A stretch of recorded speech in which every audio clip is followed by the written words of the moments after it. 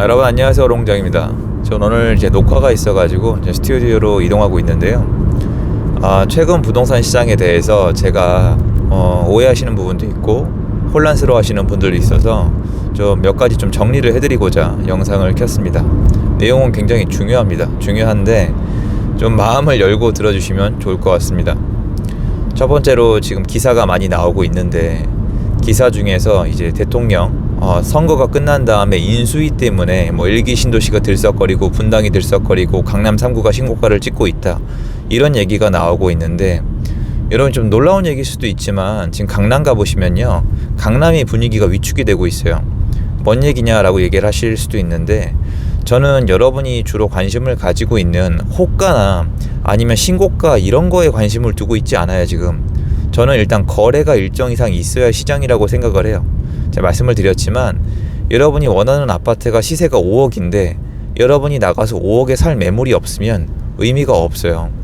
여러분이 시세를 5억으로 알아봤는데 5억의 아파트를 팔 수 없으면 의미가 없단 말이에요. 거래가 없다는 건 이런 거예요. 만약에 많은 분들이 생각하는 것처럼 다주택자나 집을 가진 사람이 겁에 질려서 물건을 마구 던지고 있는데 이렇게 거래가 없는 거라면 가격은 지금 계속 내려가고 있어야 지극히 정상이지만 제대로 안 내려가고 있어요. 바로 지금 이 부분에 대해서 말씀을 드릴 거예요. 제가 여러분이 왜 이렇게 혼란스러워하고 요새 악플이 늘어났나 보려고 좀 리서치를 해봤거든요. 그런데 그럴만도 한 게 뉴스나 신문이나 타 유튜버에서 굉장히 의견들이 갈리고 있더라고요. 많아요. 그거를 제 의견을 정리해서 말씀을 드리면 제 채널을 보시는 시청자분들이 조금 마음이 좀 평안해지지 않을까라는 생각이에요. 일단 지금 의견이 갈리죠. 올라간다 내려간다, 인수위 때문에 올라간다 내려간다고 하는데, 일단 저 깔끔하게 좀 결론을 내드릴게요. 지금 대통령 선거 끝나서 시세 올라간다는 거 있잖아요. 그건 사실이 아니에요.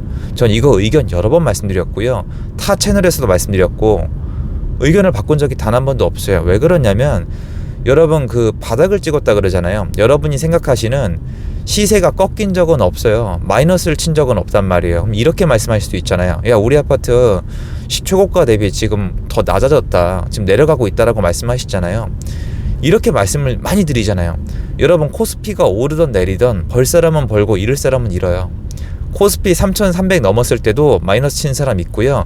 지금 코스피 2,700, 2,600 내려왔을 때도 플러스 치신 분 있어요. 무슨 말이냐면 저는 지금 대중을 상대로 지금 영상을 찍는 거기 때문에 전체 평균을 낼 수밖에 없단 말이에요. 여러분 아파트 단지를 얘기하는 게 아니에요.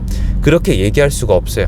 여러분 아파트 단지를 얘기하고 싶은 것 때문에 저를 만나고 싶어 하시는 거잖아요, 사실은. 근데 그게 어렵단 말이에요. 전체 KB 시세를 놓고 봤을 때 하락한 적이 없어요. 정말 일부 지역을 제외하고는. 그리고 이 하락, 상승률이 낮아진 상태로 바닥을 찍은 게 올해 1월, 2월이에요.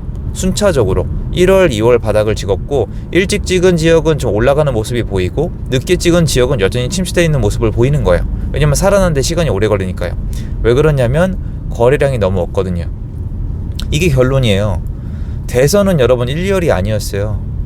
아파트는 계속 올랐어요. 여러분 작년 9월달 이후로 거래량이 적다, 거래가 없다, 호가가 낮아졌다, 뭐 일부 지역은 뭐 얼마가 낮아졌다고 얘기하고 있지만, 여러분 이거 잘 찾아보시면 되게 웃긴 게 막 7억이 올랐다 8억이 올랐다는 단지도 있고 최고가 대비 2, 3억이 빠졌다는 단지도 있는데, 이걸 다 섞어야 될 거 아닙니까? 이걸 다 섞어야 되는 건데 그렇게 평균을 내보면은 플러스라고요. 아파트는 계속 올랐고요. 이 상승률이 낮아졌던 거예요. 이런 거랑 똑같습니다. 여러분이 예를 들어서 월급이 쭉쭉쭉 늘어나요. 여러분이 월급을 버는데 1,000만원, 1,000만원, 1,000만원, 1,000만원, 1,000만원 계속 벌다가 어느 날 갑자기 500만원 밖에 못 벌었어요. 여러분 그러면 이날 적자 본 거예요? 아니잖아요. 500만원 번 거잖아요. 수익이 내려간 거지 500만원 번 거잖아요. 지금 부동산 시장이 이래요. 그런데 500만원 번 여러분 가지고 사람들이 너 이제 끝났다, 너 이제 망해간다, 너 500만원 밖에 못 벌었다, 너 최고가 대비 수익이 50% 반토막이 났다, 이렇게 얘기하면 기분이 어떠세요? 아니잖아요. 이거는 그런 식으로 이 상승률이 낮아진 상태에서 올해 1월달 2월달에 바닥 찍고 반등이 제대로 못 일어나고 있는 건 맞아요. 근데 이게 팩트예요. 대선 때문에 아파트가 뭐 바닥을 찍고 올라가고 탄력을 받고 일기 신도시가 폭등하고 이런 건 없어요. 물론 분위기의 영향은 있지만 지금은 집을 마음대로 사고 팔 수 있는 분위기가 아니에요. 특히 다주택자는 움직이지를 못합니다. 그래서 여러분이 이건 알아두세요. 인수위 때문에 대통령이 바뀌어서 부동산이 올라간다는 얘기는 그냥 대놓고 사실이 아니에요. 그렇게 말하고 싶은 사람이 있을 뿐이에요. 이거는 나중에 데이터 다 나오면은 검증을 해보세요. 왜냐면 한국 부동산이란 이 부동산원이 있기 때문에 이게 제가 거기서 발표하는 데이터는 좀 다르거든요. 그러니까 제가 할 말이 없는 거예요. 한국 부동산원에 대해서 제가 아예 믿지 않겠다고 이제 말씀드린 시기가 언제냐면은 부동산원이 원래 이랬어요. 제가 알고 있는 상승률이 10인데 부동산원이 상승률이 계속 낮아지더라고요. 8, 6.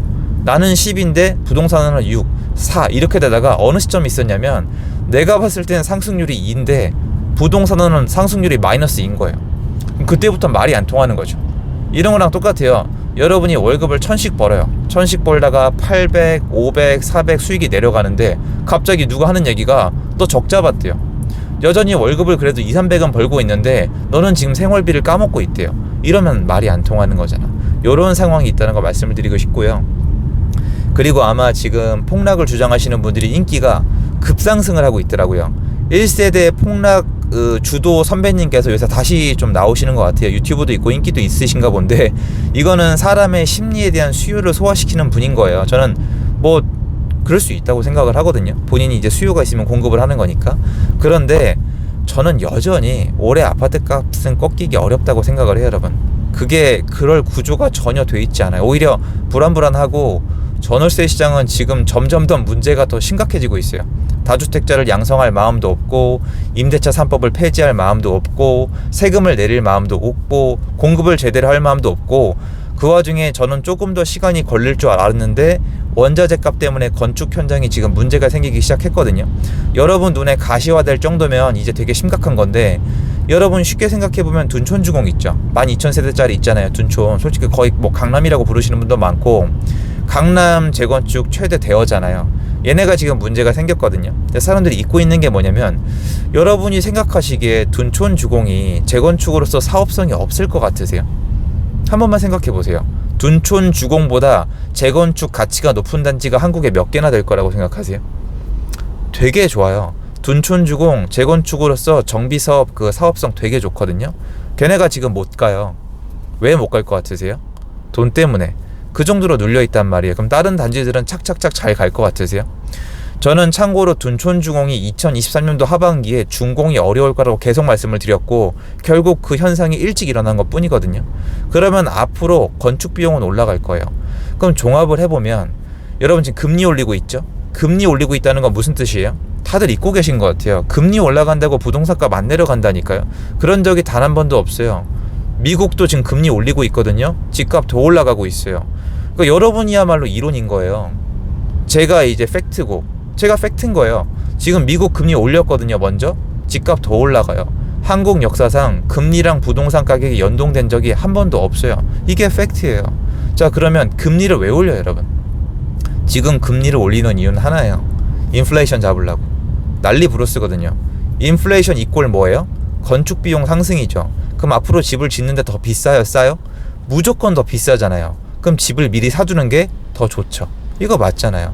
그리고 앞으로 전월세 시장 어때요? 불안정해 보이죠? 사는 게 좋겠죠. 여러분 무주택자잖아요. 그럼 1주택자는 어때요? 세금 혜택이 많잖아요. 여러분 한국은 되게 특별한 세금 제도를 가지고 있는 거예요. 이게 제가 여러 번 말씀드리고 한번 영상을 찍고 싶은 부분이기도 한데 이게 이 얘기를 하면 되게 싫어하시더라고요. 여러분 국가는 집값이 내려가기를 원하지 않아요. 원하면 안 돼요. 국가는 집값이 좀 올라가는 게 좋아요.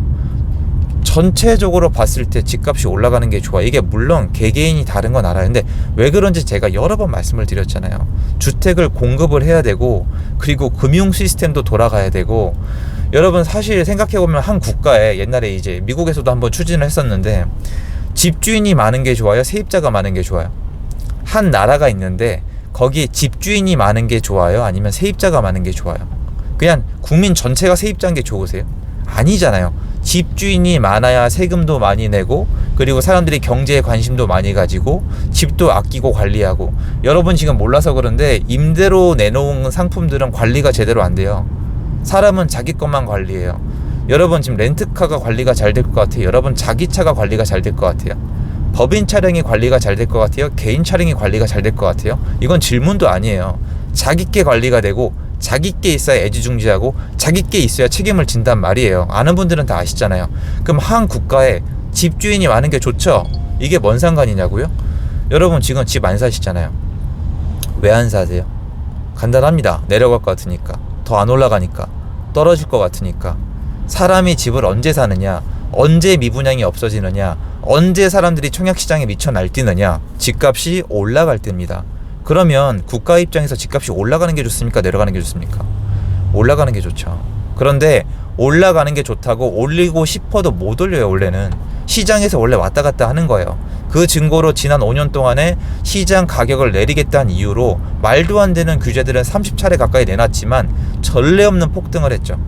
그거 보시면 간섭을 할수록 잘 안 돼요. 사람의 욕구가 움직이는 시장이기 때문에 그대로 풀어줘야 되거든요. 여러분이 알아두시면 좋은 게, 제 채널은 조금 심도 있게 다주택자들이 좀 어떻게 신경을 써야 살아남을까 내용이 많이 들어가 있는데, 무주택자분들은 지금 전월세 시장이 아니라 매매를 택하시는 게 훨씬 나아요. 그래서 오늘 두 가지 정리해 드린 거예요. 첫 번째는 인수위 때문에 집값이 올라갈 일도 전 별로 없다고 보고요. 지금 하는 거 보면은 걔네 때문에 올라가는 것도 아니고 원래 예전부터 올라오고 있었고 상승률이 낮아지는 게 1, 2월 달에 바닥을 찍고 회복 중에 있는 거고, 앞으로 다가올 시장 불안 요소는 많아요. 그리고 정부 입장에선 집값을 잡는 것보다 적절한 게 좋겠지만 쭉 상승하는 게 좋은 게, 그래야 나라 운영에도 발전이 되고 집이 제공이 되고 공급이 된다는 얘기입니다. 그럼 여러모로 종합해 봤을 때 내 집 마련 한 채는 있는 게 더욱더 좋고 지금 이 시점에서도 있는 게 좋다는 게 제 생각이에요. 물론 잘 골라야 되겠지만요. 이 얘기 남기고 싶어가지고 영상을 틀었고요. 여러분 요새 혼란스러우신데 좀 도움이 되었으면 좋겠습니다. 제 영상 여기까지고요. 감사합니다. 좋은 하루 되십시오.